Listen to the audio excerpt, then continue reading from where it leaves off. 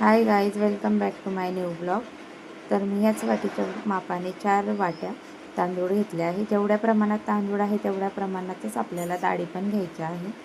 तर चला, याच वाटीच्या मापाने मी 1 वाटी मसुरीची डाळ घेतली आहे, 1 वाटी हरभऱ्याची डाळ पण घेतली आहे, 1 वाटी उडीद डाळ घेतली आहे, अर्धी वाटी पोहे घेतले आहे, 1 वाटी मूग डाळ घेतली आहे आणि अर्धा चमचा मेथीची डाळ.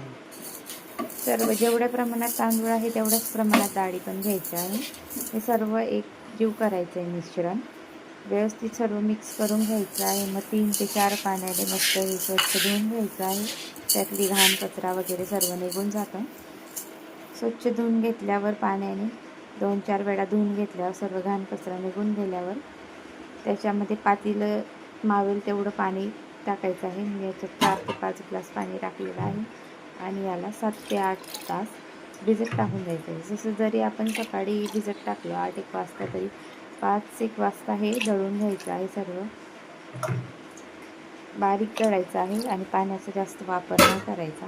त्याचा व्हिडिओ टाकायचा राहून गेला. तर हे सर्व व्यवस्थित भिजत टाकलं 7-8 तासानंतर मस्त भिजतं सर्व.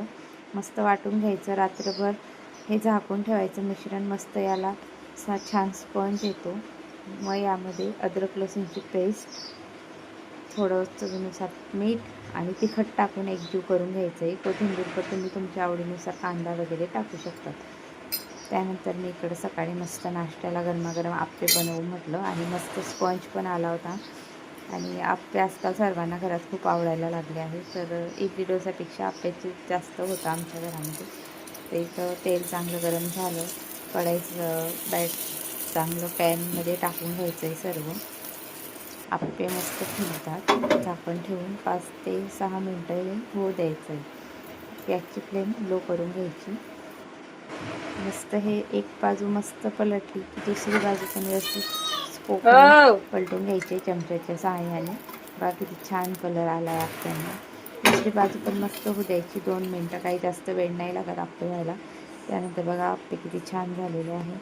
इकडं शेंगदाण्याची ओली चटणी बनवून घेतली. आप्प्यांना बघा किती छान स्पंज आला आहे. भेटूया नेक्स्ट व्हिडिओ. तोपर्यंत बाय.